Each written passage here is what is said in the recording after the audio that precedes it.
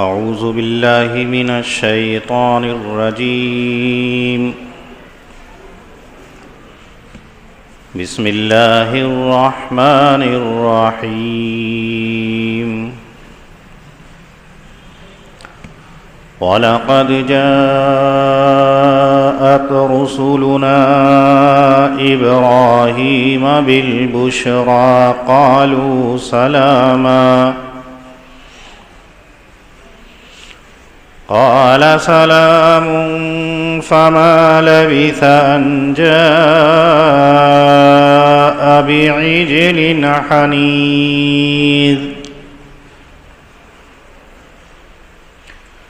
فلما رأى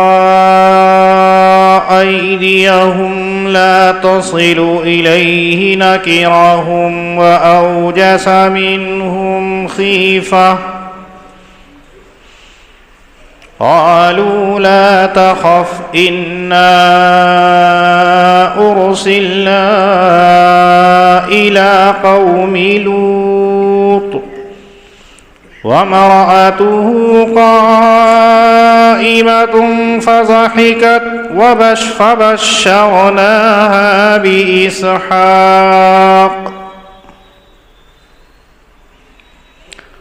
فبشرناها بإسحاق ومن وراء إسحاق يعقوب صدق اللہ العظیم.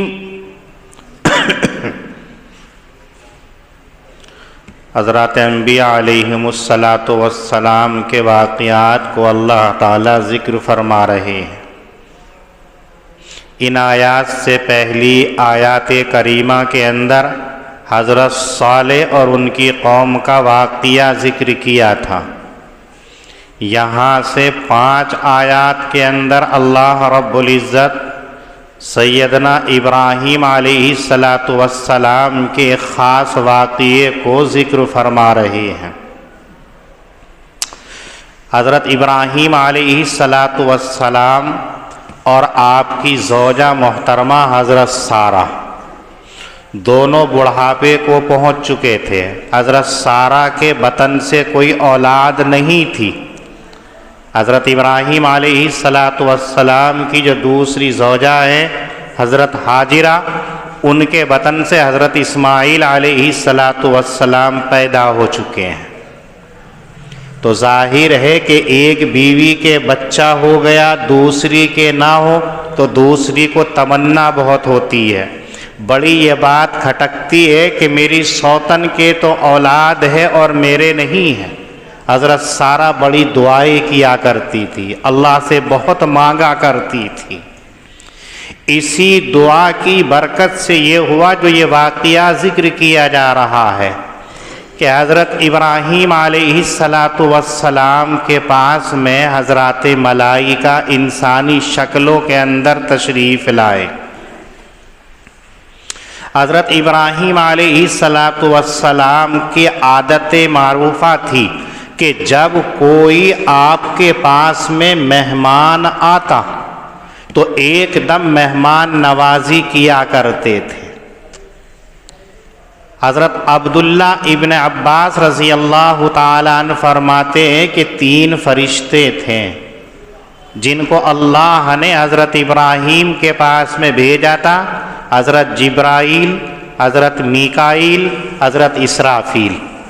یہ تینوں کے تینوں انسانی شکل کے اندر سیدنا ابراہیم علیہ السلام کی خدمت کے اندر پہنچے، جا کر کے سلام کیا. حضرت ابراہیم علیہ السلام نے سلام کا جواب دیا. اس سے ایک بات یہ معلوم ہوئی کہ جب کوئی کسی کے گھر جائے، کسی کی ملاقات کے لیے جائے تو اسے سلام کرنا چاہیے. قرآن کریم کہتا ہے قالوا سلاما قال سلام. فرشتوں نے جا کر کے کہا سلام. حضرت ابراہیم علیہ السلام نے بھی جواب میں فرمایا سلام ہے. یہاں یہ نہ سمجھا جائے کہ جو ہم سلام کرتے ہیں السلام علیکم ورحمۃ اللہ، یہ تو ذکر نہیں ہے، بلکہ یہ ہے ملائکہ نے کہا سلام، جواب میں کہا سلام ہے، پورا جواب کی وہاں ضرورت نہیں تھی۔ ایسا ہمارے عرف کے اندر بھی ہوتا ہے، اگر آپ کسی مہمانداری کے اندر گئے، وہاں سے آپ لوٹ کر کے گھر میں آتے ہیں تو آپ گھر والوں سے کہتے ہیں فلاں نے آپ کو سلام کہا ہے، تو اس کا یہ مطلب نہیں کہ اس کے جواب کے اندر کہہ دو سلام ہے، مطلب یہ ہوتا انہوں نے السلام علیکم کہا ہے، آپ کو جواب کے اندر وعلیکم السلام ورحمۃ اللہ کہنا چاہیے۔ تو ایک بات، جب جائیں تو سلام کرنا چاہیے، لیکن سلام کا ادب بھی یاد رکھنا چاہیے۔ جب سلام ہو تو پہلے سلام کا مفہوم ذہن کے اندر رہنا چاہیے کہ یہ سلام کیا چیز ہے۔ نبی اکرم صلی اللہ علیہ وسلم فرماتے ہیں کہ سلام محبت کو پیدا کرنے کا ذریعہ ہے، آپس کے اندر پیار محبت کو بڑھاوا دینے کا ذریعہ ہے۔ سلام سامنے والے کو سلامتی کی دعا ہے۔ جب کہتے السلام علیکم تو مطلب یہ ہے کہ اللہ آپ کے اوپر سلامتی نازل فرمائے، ایک دعائیہ کلمہ بھی ہے اور اس کے اندر پیار بھی ہے۔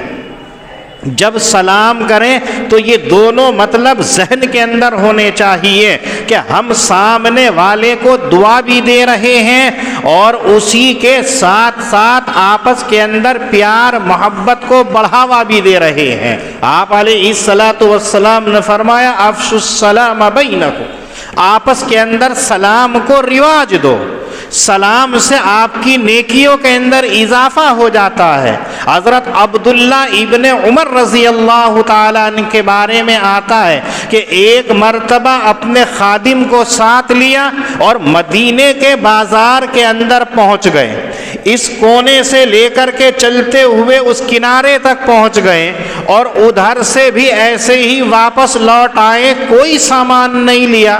تو خادم نے کہا کہ حضرت یہاں سے لے کے وہاں تک اور وہاں سے لے کے یہاں تک آپ نے چکر لگا لیا، لیکن آپ نے نہ کوئی خریداری کی ہے، نہ کوئی سامان معلوم کیا ہے، نہ آپ نے کوئی تجارت کی ہے، کیا فائدہ ہوا ہے آپ کو آنے سے؟ تو حضرت عبداللہ ابن عمر رضی اللہ تعالیٰ نے کہا کہ میں نے ایسی تجارت کی ہے تجھے پتہ ہی نہیں چلا۔ میرے آقا صلی اللہ علیہ وسلم نے فرمایا کسی کو سلام کرو السلام علیکم 10 نیکیاں مل گئی، السلام علیکم ورحمۃ اللہ کہہ دو تو 20 نیکیاں مل گئی ہیں، السلام علیکم ورحمۃ اللہ وبرکاتہ کہہ دو 30 نیکیاں مل گئی۔ آپ نے دیکھا نہیں جو مجھے مل رہا تھا میں نے یہاں سے لے کے وہاں تک سلام اور وہاں سے لے کے یہاں تک سلام، تو میں نے اپنے رب سے تجارت کی ہے۔ یہ ہے سلام کہ اس کے اندر فائدہ ہی فائدہ، نیکیاں ہی نیکیاں ہیں، لیکن ہمارا سلام کیسا ہوتا ہے؟ لٹھ مار ہوتا ہے، ہمیں سلام کا طریقہ نہیں آتا ہے۔ کسی کے پاس جا رہے ہیں ایسا لٹھ ماریں گے کہ اس کی بیچارے کی ساری سوچ گڑبڑ ہو جاتی ہے۔ سلام کے آداب، سلام کا طریقہ سیکھنا چاہیے۔ اگر ہم سلام کے طریقے اور آداب سے کریں گے تو پیار محبت اور نیکیوں کے اندر، اور اگر سلام کے ادب کے خلاف کریں گے تو بجائے ثواب کے الٹے ہم مجرم نہ بن جائیں۔ اس لیے سلام کریں تو پیار کا لہجہ ہونا چاہیے، عاجزی انکساری ہونی چاہیے، سامنے والے کو دعائیہ کلمہ ہے وہ کہنے چاہیے، اور اسی کے ساتھ یہ دیکھنا چاہیے کہ سلام یہ اللہ رب العزت کا مقدس اور پاکیزہ نام ہے، اللہ کا نام کتنی محبت سے لینا چاہیے، لیکن ہم ایسا کرتے نہیں۔ پھر سلام پورا یہ ہے کہ سلام اور سلام کے ساتھ میں مصافحہ بھی ہونا چاہیے۔ قرآن کریم کہتا اذا حییتم بتحیۃ فحیوا باحسن منها او ردوها۔ حضرات مفسرین فرماتے ہیں کہ یہ بھی ہے کہ سلام کے ساتھ میں مصافحہ بھی کرنا چاہیے، لیکن مصافحے کے اندر بھی نیکیاں اور ثواب تبھی ہے جب مصافحے کے اندر جو ہے اخلاص اور مصافحے کے اندر سامنے والے کو تکلیف نہ ہو۔ اگر آپ جس سے مسافہ ملا رہے ہیں اسے تکلیف ہو رہی ہے تو یہ مسافہ ملانا بھی درست نہیں ہے۔ بہت سو کو آپ نے دیکھا ہوگا نماز پڑھنے کے لیے آئے، وضو خانے پر بیٹھے ہیں، امام صاحب مولانا بیٹھے ہوئے ہیں، وضو کر کے آئے اور ہاتھوں کے ساتھ مسافہ ملا دیتے ہیں، ہاتھ بھیگے ہوئے۔ آپ کے ہاتھ بھیگنے سے ممکن ہے ان کو تکلیف ہو جائے، سردی کا موسم ہے، آپ پتہ لگا لیجئے کہ بھیگنے سے آدمی کتنا بچتا ہے۔ اگر آپ کو مسافہ کرنا ہے تو پہلے اپنے آپ کو ساتھوں کو صاف کیجئے، پھر احترام کے ساتھ میں جا کر کے مسافہ کیجئے۔ ایسا نہیں ہے، بہت سو کو دیکھا ہے کھانا کھا رہے ہیں، اٹھ کے چلے پھر مسافہ کر رہا ہے، پورا سالن کا ہاتھ دوسرے کے ہاتھ سے صاف کر دیا اور سمجھتے ہیں کہ ہم نے سلام کا حق ادا کر دیا، مسافہ کر دیا۔ ایسا نہیں، جس سے مسافہ کیا جا رہا ہے اس کو تکلیف نہیں ہونی چاہیے۔ یہ ہے سلام کا طریقہ اور مسافے کا طریقہ۔ لیکن یہاں کہ سلام آنے والے کو کرنا چاہیے۔ بہت سو کی عادت ہوتی ہے، سوچتے ہیں کہ یہی سلام کرے، ہم آئیں تب بھی یہی سلام کرے، ہم جائیں تب بھی یہی سلام کرے، یہ آئے تب بھی یہی سلام کرے۔ ایسا نہیں۔ حضرات ملائکہ کا کہتے ہیں قالوا سلاما، جب ملائکہ حضرت ابراہیم علیہ السلام کے پاس پہنچتے ہیں تو کہتے ہیں سلام۔ جواب کے اندر حضرت ابراہیم علیہ السلام سلام کا جواب دیتے ہیں۔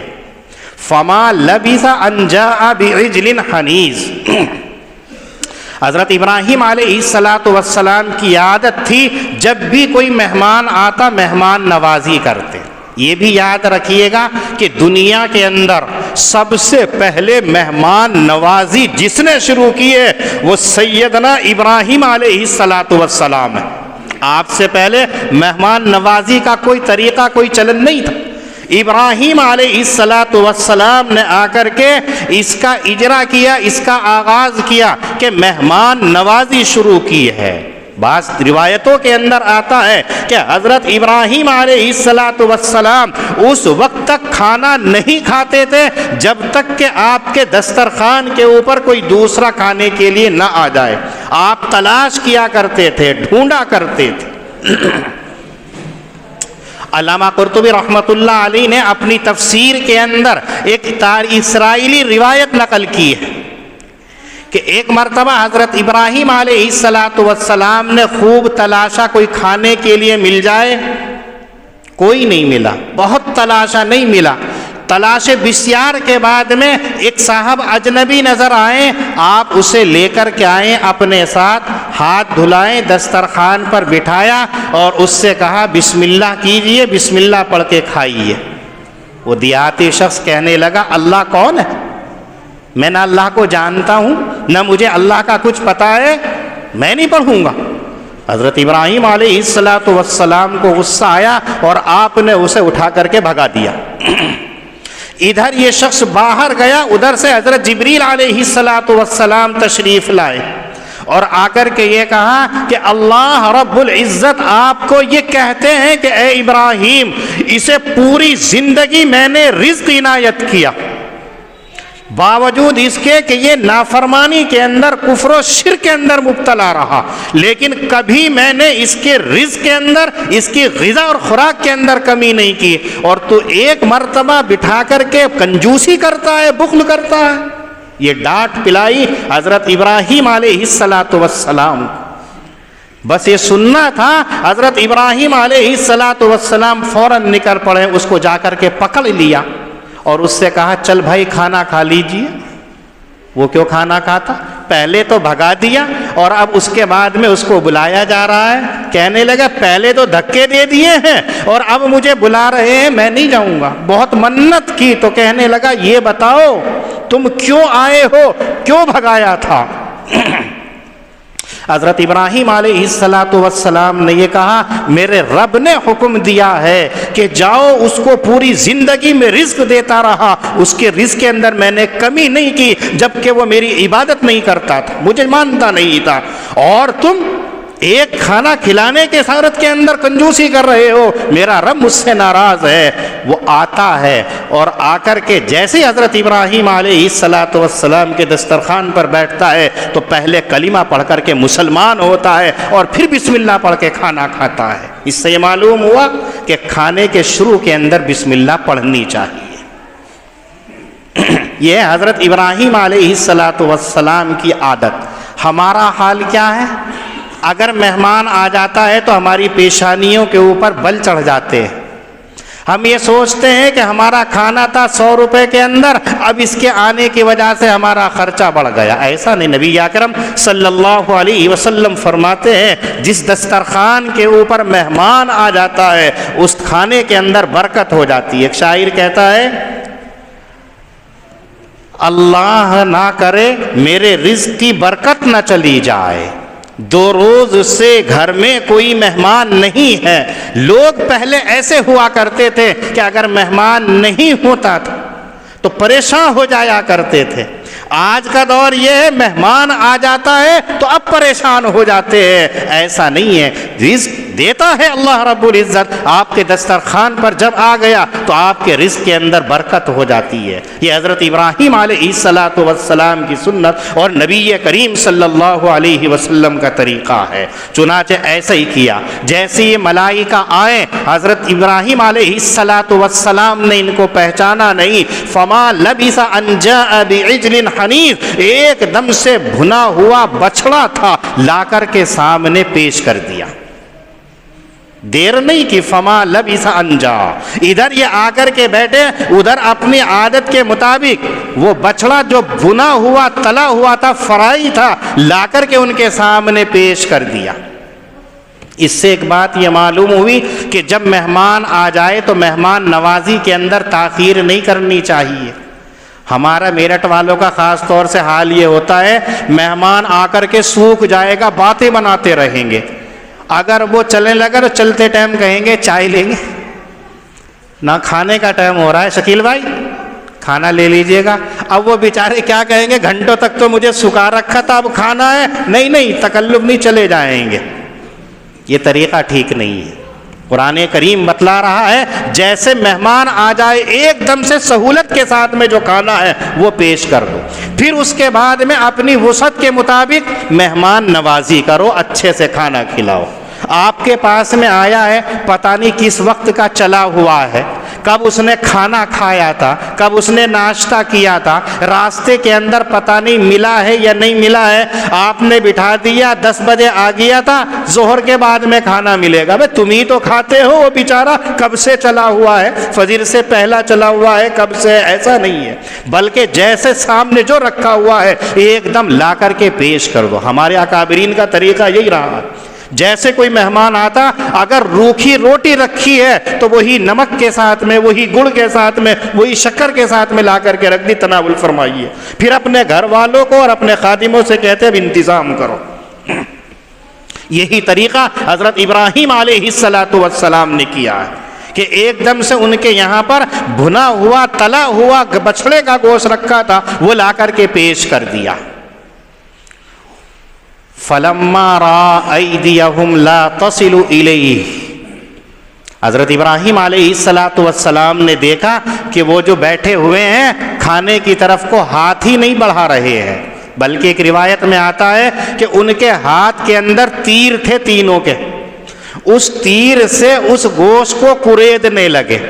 اور یہ اشارہ ان کے عرف کے اندر ہوا کرتا تھا کہ اگر کوئی مہمان کسی کے دسترخوان پر کھانا نہیں کھا رہا ہے تو وہ اب مہمان نہیں ہے، وہ آپ سے انتقام لینا چاہتا ہے، یا آپ کو نقصان پہنچانا چاہتا ہے، یا فساد پھیلانا چاہتا ہے، تو اپنے عرف کو دیکھ کر کے حضرت ابراہیم علیہ السلام ڈر گئے۔ قرآن کریم کہتا ہے فَأَوْجَسَ مِنْهُمْ خِیفَةً، دل کے اندر گھبرا گئے، نَکِرَهُمْ، کھٹکا لگا۔ قرآن کریم کہتا ہے قَالَ إِنَّا مِنْكُمْ وَجِلُونَ، اور پھر یہ کھٹکا کس وجہ سے تھا؟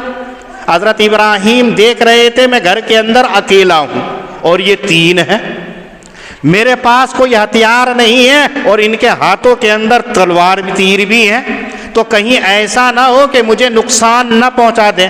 بشری تقاضے کے مطابق سیدنا ابراہیم علیہ السلام ڈر جاتے ہیں، گھبرا جاتے ہیں، اور اس کا برملا اظہار بھی کرتے ہیں، بھائی کیا بات ہے، کھاتے کیوں نہیں ہیں؟ حضرت ابراہیم کی جیسی کیفیت ان ملائکہ نے دیکھی تو ایک دم یہ کہنے لگے لا تخف، ڈریے نہیں، انا ارسلنا الی قوم لوط، ہم تمہارے پاس جو آئے ہیں اس لیے آئے ہیں کہ ہم آپ کو خوشخبری سنا دیں، آپ کو بشارت دے دیں کہ آپ کی بیوی سارہ کے ایک بیٹا پیدا ہوگا اور اس کا نام اسحاق ہوگا، وہ زندہ رہے گا، پھر اس کے یہاں ایک لڑکا پیدا ہوگا اور اس کا نام یعقوب ہوگا اور دونوں پیغمبر ہوں گے۔ یہ حضرت ابراہیم علیہ السلام کو انہوں نے خوشخبری دی ہے۔ نبوت کے نور سے حضرت ابراہیم علیہ السلام پہچان گئے کہ یہ تینوں جھوٹ نہیں بول رہے ہیں، ملائکہ ہیں، فرشتے ہیں، اس لیے اب ان سے کچھ نہیں کیا ہے۔ جیسی یہ خوشخبری دی ہے تو حضرت ابراہیم علیہ السلام کی اہلیہ حضرت سارہ پیچھے پردے کے پیچھے کھڑی ہوئی سن رہی تھی۔ فلما رأى أيديهم لا تصل إليه نكرهم، یہاں ایک بات اور یاد رکھنا، حضرت ابراہیم علیہ السلام نے گوشت ان کے سامنے رکھا، انہوں نے ہاتھ نہیں بڑھایا بلکہ اس سے کریدنے لگے۔ اس سے ایک بات یہ معلوم ہوئی کہ مہمانی کے اصولوں میں سے ایک اصول یہ ہے کہ اگر کوئی مہمان آپ کے یہاں پر آ جائے تو آپ اس کے دسترخوان پہ کھانا رکھ کر کے غائب نہ ہو جاؤ، فارغ نہ ہو جاؤ، بلکہ دیکھو وہ کھانا کھا بھی رہا ہے یا نہیں کھا رہا ہے۔ کھانا دیکھنا چاہیے کہ وہ کھا رہا ہے یا نہیں، اگر کوئی عذر ہے تو اس کو معلوم کرنا چاہیے۔ حضرت ابراہیم علیہ السلام کھانا رکھ کر کے دیکھ رہے تھے، وہ ہاتھ ہی نہیں بڑھا رہے ہیں۔ آج ہمارا حال کیا ہے؟ مہمان بیٹھک میں بیٹھا، کھانا پہنچا دو، بیٹھے، اب اس کے پہنچ کے واپس چلا گیا، اس نے کھانا کھایا نہیں کھایا ہے، کیا ہے؟ ایسا نہیں ہے۔ اس لیے کھانا رکھ کر کے دیکھنا بھی چاہیے، لیکن دیکھنا سرسری طور پر ہونا چاہیے، گھورنے والا نہیں ہونا چاہیے، اس لیے کہ گھورنے والا ضیافت اور مہمانی کے خلاف ہے۔ حضرت الاستاد حضرت مولانا سالم صاحب رحمۃ اللہ علیہ جو دارالعلوم دیوبند کے محتمم ہیں، ایک مرتبہ دسترخوان پر بیٹھے ہوئے تھے، ایک واقعہ سنایا، وہ یاد آیا آپ کو سناتا ہوں۔ کھانے پر بیٹھے تھے، کہنے لگے بھئی ایک لطیفہ مجھے یاد آیا۔ کہا کہ کیا؟ کہنے لگے حضرت کہ ایک صاحب نے ایک بھگت جی کی دعوت کر دی، پنڈت جی کی دعوت کر دی کہ آپ کی دعوت ہے، آپ فلاں وقت میں آ جائیے۔ کہا کہ میرا ایک خادم بھی ہے، کہ کوئی بات نہیں، ساتھ میں لے آئیے۔ دونوں کے دونوں، گرو جی بھی اور چیلے بھی، دونوں دسترخوان کھانے کے لیے پہنچ گئے۔ میزبان نے بڑی ضیافت کی، مختلف قسم کے کھانے دسترخوان کے اوپر لگا دیے، ایسے انواع و اقسام کے کھانے لگائے کہ بیچارہ جو جنگل کے اندر کٹی کے اندر رہتا تھا، جس کو مٹھا اور دودھ یا مٹھا اور گڑ ملا کرتا تھا، ایسے مختلف قسم کے کھانے کبھی نہیں ملے تھے، اس کے لیے تو بڑی عظیم نعمت تھی۔ دسترخوان لگا دیا، سامنے چیلا بیٹھ گیا، اس طرف گرو بیٹھ گئے۔ میزبان نے کہا شروع کر دیجئے گرو جی، کھانا شروع کیجئے گا۔ اب دونوں آلتی پالتی مار کے بیٹھ گئے، سامنے ادھر گرو ہے ادھر چیلا ہے، کھانا کھانا شروع کر دیا۔ اچھا، کھانا یہ ہوتا کہ کھانا رکھ دیا اور اسی کے ساتھ ساتھ میں مٹھا بھی رکھ دیا۔ پہلے یہ دستور تھا کہ مٹھا ضرور ہوا کرتا تھا، آج تو ہمارے یہاں غائب ہے، جانتے ہی نہیں مٹھا کس کو کہا جاتا۔ اب گرو جی نے بھی گردن جھکا کر کے کھانا شروع کیا، چیلے نے بھی کھانا شروع کیا۔ اب چیلے نے گردن نیچے کی، چاروں طرف دیکھا، بہت اچھا کھانا رکھا ہے، تو چیلا تو چیلا ہی ہوتا ہے، استاد کے سامنے کھاتا کہاں ہے؟ قاری صاحب سے معلوم کر لو، ان کے بچے دعوت میں جائیں گے، اگر یہ ہوں گے تو بیچارے تھوڑا سا کھاتے ہیں، اور اگر یہ نہ ہو تو سب کی پلیٹیں صاف کر کے آ جاتے ہیں، بلکہ ان کے ہنڈیا تک کو غائب کر جاتے ہیں، اتنا کھا لیتے ہیں، کھل کر کے کھاتے ہیں۔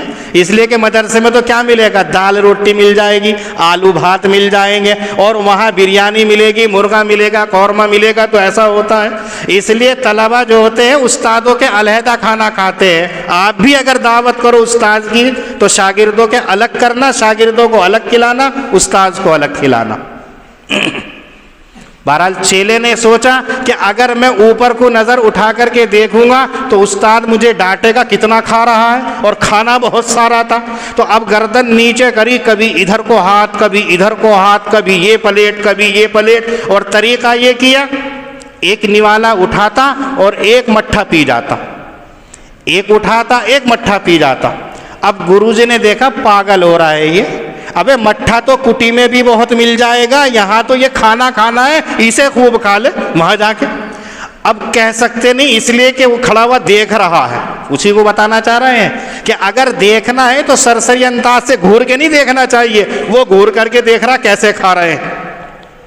اب گروجی اس کو ٹوک سکتے نہیں، اس لیے کہ وہ دیکھ رہا ہے، اور اوپر کو وہ نظر اٹھا نہیں رہا کہ اگر اٹھا لیا تو ڈانٹیں گے مجھے، نیچے کو کر کے کھاؤ جا رہا۔ کھا لیا دونوں نے، گروجی بھن رہا ہے، بہت غصہ آ رہا ہے، جوش آ رہا ہے، لیکن کچھ نہیں۔ جب فارغ ہو گئے، مہمان کو فارغ کر دیا، میزبان سے رخصتی لی، چل دیے۔ جب اس کے گھر سے دور چلے گئے، علیحدہ پہنچ گئے، تو گروجی کو جو غصہ پورا تھا برداشت نہیں ہوا کہ کٹی میں جا کر کے اس کو سزا دوں، راستے کے اندر ہی ایسا چانٹا مارا، مردود کہیں کے۔ حافظ شاکر کو دیکھا نہیں، وہ کسی کی رعایت نہیں کرتے، طالب علم دھڑلے سے مار دیتے، بعد میں دیکھا جائے گا، ایسے ہی مار دیا، بے وقوف کہیں کے۔ اب ایک کھانا اتنے مختلف قسموں کا کھانا تھا، اعلیٰ درجے کا تھا، تجھے مٹھا پینے کی کیا ضرورت تھی؟ تو مٹھے پہ مٹھا پیو جا رہا ہے، کٹی میں اتنی کلٹیاں رکھی ہیں، تو رات دن پیتا رہنا، وہاں تو تجھے یہ کھانا تھا، کبھی کبھی تو دعوت ہوتی ہے، تو نے چھوڑ دی۔ کہنے لگے گروجی یہ بات نہیں ہے، جو آپ سمجھ رہے ہیں ایسی بات نہیں ہے۔ کہا کہ اور کیا بات ہے؟ کہ بات یہ ہے آپ کھا رہے تھے، کبھی یہ اٹھا کے ڈال رہے ہیں، کبھی یہ اٹھا کے ڈال رہے ہیں، اور میرا کام یہ تھا کہ میں ایک نوالا اٹھاتا مٹھا تو تہ لگا کر کے کھا رہا تھا، اور آپ الٹا سیدھا کھا رہے تھے، تو آپ کی جگہ کبھی ادھر کو خالی رہ گئی، کبھی ادھر کو خالی رہ گئی۔ مستری صاحب سے معلوم کر لیجئے کہ اگر وہ کالم بھر رہے ہیں، اس کے اندر چلائے نہ تو خالی رہ جائے گا، اور اگر تھوکتے رہے تو پورا ٹھوس بھرا جاتا ہے۔ تو میں مٹھے سے کھانے کو تہ بتہ لگا کر کے زیادہ کھا رہا تھا، تو گروجی نے ایک اور مارا، احمق، پہلے مجھے کیوں نہیں بتایا؟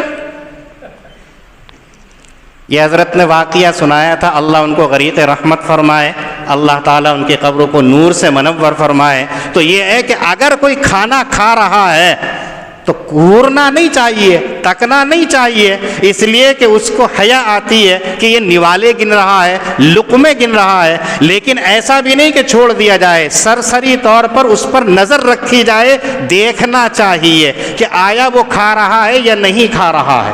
دوسری بات یہاں یہ بھی معلوم ہوئی کہ اگر کوئی آپ کے سامنے کھانا رکھ دے تو چاہے آپ کو پسند ہو یا نہ ہو، آپ کو وہ نقصان پہنچائے یا نہ پہنچائے، آپ کو اس میں سے تھوڑا بہت لے لینا چاہیے، منع نہیں کرنا چاہیے۔ ہاں زیادہ ہے تو نقصان پہنچا سکتا ہے، آج کیا ہوتا ہے اگر پسند کا نہیں ہے فٹاک سے منع کر دیا، ایسا نہیں ہے۔ ہاں یا یہ ہے کہ اگر پہلے سے آپ کی دعوت کی جا رہی ہے اور آپ کو کوئی کھانا نقصان دیتا ہے یا ڈاکٹر نے بتا رکھا ہے تو آپ بتلا سکتے ہیں کہ فلاں چیز کھانے کے اندر نہ رکھی جائے، تو یہ آداب کے خلاف نہیں ہے۔ بہرحال حضرت ابراہیم علیہ السلام ان پر نظر بھی رکھے ہوئے تھے۔ جب ملائکہ نے بتا دیا کہ آپ کے یہاں پر بیٹا ہوگا جس کا نام اسحاق، اور ان کے بھی ایک بیٹا ہوگا جس کا نام یعقوب، تو ان کی اہلیہ جو پیچھے کھڑی ہوئی تھی زور سے ہنسی، فضحکت، قرآن کریم کہتا ہے زور سے ہنسی، اور ان کو جب یہ معلوم ہو گیا یہ تو فرشتے ہیں اور فرشتوں سے پردہ کرنے کی ضرورت نہیں ہے، تو سامنے آ گئی۔ قرآن کریم ایک جگہ کہتا ہے فَأَقْبَلَتِ امْرَأَتُهُ فِي صَرَّةٍ فَسَكَّتْ وَجْهَهَا، ان کی بیوی ان کے سامنے آ گئی اور ماتھے پر ہاتھ مارا اور یوں کہا میرے اب بچہ پیدا ہوگا، میں بڑھیا کھوسٹ ہو چکی ہوں، عجوز عقیم بانج عورت ہوں، اور میرے شوہر ابراہیم بڈھے ہو گئے، ھذا بالی شیخہ۔ تاریخی اسرائیلی روایات میں آتا ہے کہ حضرت ابراہیم کی عمر اس وقت میں 120 سال تھی، اور حضرت سارہ کی عمر اس وقت کے اندر 90 سال تھی، دونوں بڑھاپے کے اندر تھے، تو انہوں نے یہی کہا، لیکن خوشی سے مسکرائی تھی، وہ استہزے کا طور پر نہیں، اس لیے کہ دل میں تمنا تھی کوئی بچہ ہو جائے، لڑکا ہو جائے، اس لیے کہ حضرت ہاجرہ کے حضرت اسماعیل پیدا ہو چکے تھے۔ جیسے خوشخبری سنی تو مسکراتے ہوئے، یوں مارتے ہوئے، عورتوں کی عادت ہوتی نا تھوڑا سا اپنا ایٹیٹیوڈ دکھانے کی، کہ جی بھی چاہتا ہے اور منع بھی کرتی رہیں گی، یہ فطرت ہوتی ہے، ہاں ہاں نا نا نا نا نا نا نا لے بھی لے، نا نا بھی کرتے رہتی ہیں۔ تو یہ کہا یا ویلتا اعلدو انا عجوز ھذا بالی شیخا، ہائے بربادی، میں اب بچہ جنوں گی بڑھاپے کی حالت کے اندر، بڑھیا، میرا شوہر ابراہیم بوڑھا ہے۔ ان ھذا لشیء عجیب، اگر ایسا ہو گیا، اتنی عمر کے اندر ہمارے لڑکا ہو گیا، یہ تو بڑے تعجب کی بات ہوگی، لوگ کیا کہیں گے۔ ملائکہ نے سنا اور یوں کہا اتعجبین من امر اللہ، تمہیں اللہ کے معاملے کے اندر تعجب ہو رہا ہے، جبکہ تم خاندان نبوت سے تعلق رکھتی ہو، اللہ نے تمہارے گھرانے کے اوپر برکتیں اور رحمتیں نچھاور کر رکھی ہیں، تمہارے گھر کے اندر نبوت اور رسالت کو جاری کر رکھا ہے، ایسے ایسے واقعات تمہارے سامنے ہو چکے ہیں، ابراہیم کو دیکھیے کہ آگ سے صحیح سلامت نکل کے آ جاتے ہیں، ایسے واقعات اگر اللہ نے کر دیے، اگر اس عمر کے اندر اللہ نے تمہارے بچہ پیدا کر دیا تو اس میں کون سی تعجب کی بات ہے؟ تمہیں تعجب نہیں کرنا چاہیے، اللہ رب العزت جو ہے وہی تعریف کے لائق ہیں، وہی بزرگی کے لائق ہے، تمہیں ہرگز اس کے اندر تعجب نہیں کرنا چاہیے۔ یہاں ایک بات یہ بھی یاد رکھنی چاہیے کہ انسان کو اپنی زندگی کے اندر کبھی بھی مایوس نہیں ہونا چاہیے۔ اللہ نے کون سا وقت ہمارے لیے مقرر کر رکھا ہے، وہ چیز اسی وقت کے اندر مل کر کے رہے گی۔ حضرت ابراہیم پیغمبر ہیں، حضرت سارہ پیغمبر کی زوجہ محترمہ ہے، ان کی دعائیں کتنے دنوں کے بعد میں رنگ لاتی ہیں کہ بڑھاپے کی حالت کے اندر ان کے اولاد ہوتی ہے۔ آج ہمارا حال یہ ہے کہ اگر ہمیں چند دن دعا مانگنے سے کوئی بچہ نہ ہو، کوئی اولاد نہ ہو، کوئی خوشی نہ ملے، مایوس ہو جاتے ہیں، کچھ نہیں ہے۔ کسی بزرگ سے دعا کے لیے کہا، نہیں ہوا تو کیا کہیں گے، کوئی بزرگ نہیں ہے۔ یہ حضرت ابراہیم پیغمبر ہے جن سے براہ راست اللہ رب العزت کلام بھی کر سکتے ہیں، فرشتوں کے ذریعے سے کرتے ہیں، وہی بھیج رہے ہیں، دلوں کے اندر القاء کر رہے ہیں، لیکن یہ امت کو بتلانا ہے کہ اللہ کی رحمت سے کسی صورت کے اندر مایوس نہیں ہونا چاہیے۔ یہ ایک اولاد کے بارے میں نہیں ہے بلکہ ہر چیز کے بارے میں ہے۔ آپ کوئی کام کر رہے ہیں تو آپ کو مایوس نہیں ہونا چاہیے۔ اگر آپ کام کے اندر دل جمعی کے ساتھ میں کام کر رہے ہیں تو رب کریم آپ کی محنت کو برابر فرمائیں گے اور آپ کو اس کا پھل اور ثمرہ عنایت فرمائیں گے۔ لیکن ہم جلد باز ہیں، ہم یہ چاہتے ہیں کہ ادھر دعا کی ادھر اس کا نتیجہ سامنے آ جائے، یہ سمجھتے ہیں ادھر کھٹکا دبایا ادھر مائی کون ہو گیا، ایسا نہیں ہے۔ یہ اللہ کی حکمت اور مصلحت ہے، جب چاہتے ہیں وہ چیز عنایت کرتے ہیں۔ پیغمبر صلی اللہ علیہ وسلم کو 40 سال تک مانجا گیا، پھر اللہ نے نبوت عنایت فرمائی ہے۔ حضرت ابراہیم علیہ السلام کے کتنے امتحانات لیے گئے ہیں، کیسے کیسے مراحل سے گزارا گیا ہے، تب جا کر کے حضرت ابراہیم کو خلیل اور خلت کا درجہ ملا ہے۔ یہاں یہ بھی ایک بات یاد رکھیے کہ امام طبری رحمت اللہ علیہ فرماتے ہیں کہ جب حضرت ابراہیم علیہ السلام نے ان کے سامنے کھانا پیش کیا اور انہوں نے کھانا کھانے سے انکار کیا تو اس میں حضرت ملائکہ نے یہ بھی کہا تھا، ہم اس کھانے کو اس وقت تک نہیں کھائیں گے جب تک آپ اس کی قیمت ہم سے نہ لے لیں، فری کے اندر ہم نہیں کھائیں گے۔ حضرت ابراہیم علیہ السلام نے یہ کہا کہ ہاں اس کی قیمت ہے اور تم اس کی قیمت ادا کر سکتے ہو، اور اس کی قیمت یہ ہے کہ بسم اللہ پڑھ کے شروع کیجئے اور الحمدللہ لہ کر کے ختم کر دیجئے۔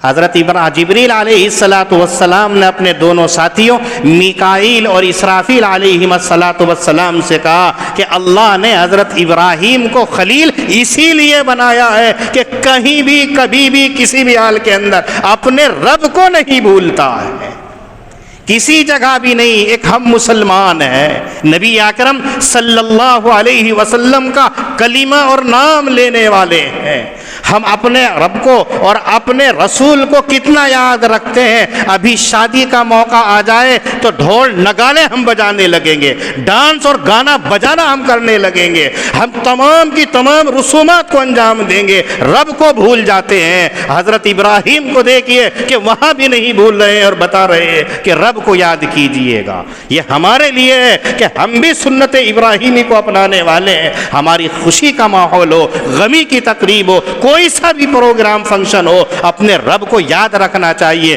لیکن ہم وقتی طور پر بھول جاتے ہیں۔ بچوں کی محبت ہے، بچوں کی خوشی ہے، بعد میں توبہ کر لیں گے۔ میرے دوستو، یہ مومن نہیں ہے۔ مومن کی شان یہ ہے کہ اپنے رب کو، اپنے رسول کو ہر حال کے اندر یاد رکھنا چاہیے۔ وَلَقَدْ جَاءَتْ رُسُلُنَا إِبْرَاهِيمَ بِالْبُشْرَى، اور تحقیق کے آ پہنچے ہمارے بھیجے ہوئے ابراہیم کے پاس میں خوشخبری لے کر۔ قالوا سلاما، تو کہا انہوں نے سلام۔ قال سلام، تو ابراہیم بولا سلام ہے۔ فما لبث ان جاء بعجل حنیذ، اور تھوڑی ہی دیر کے اندر تلا ہوا گوشت پیش کر دیا۔ فلما رأى أيديهم لا تصل إليه نكرهم وأوجس منهم خيفة، پر جب ابراہیم علیہ السلام نے دیکھا کہ ان کے ہاتھ کھانے کی طرف کو نہیں چلتے ہیں تو کھٹکا اور دل کے اندر ان سے ڈرا۔ قالوا لا تخف انا ارسلنا الى قوم لوط، تو فرشتے بولے ڈریے نہیں، ہمیں قوم لوط کی طرف بھیجا گیا ہے۔ وامرأته قائمة فضحكت، اور ان کی عورت کھڑی تھی، فضحکت، وہ ہنس پڑی۔ فبشرناها باسحاق ومن وراء اسحاق یعقوب، پھر ان کو خوشخبری دی اسحاق کی اور ان کے بعد اسحاق کے بعد میں یعقوب علیہ السلام کی۔ قالت یا ویلتا االد وانا عجوز وهذا بالی شیخا، کہنے لگی ہائے میری خرابی، کیا میں بچہ جنوں گی اور میں بوڑھی ہوں اور یہ میرا خاوند بوڑھا ہے۔ ان ھذا لشیء عجیب، یہ تو بڑی تعجب کی بات ہوگی۔ قالوا اتعجبین من امر اللہ، ملائکہ کہنے لگے کیا تم تعجب کرتی ہو اللہ کے حکم سے؟ رحمت اللہ وبرکاتہ علیکم اہل البیت، اللہ کی رحمت ہے اور اس کی برکت ہے آپ کے اوپر اے گھر والو۔ انہ حمید مجید، بلا شبہ وہی تعریف کے لائق اور بزرگی والا ہے۔ اللہ پاک ہم سب کو دین کی صحیح سمجھ عطا فرمائے۔ وآخر دعوانا ان الحمد للہ رب العالمین۔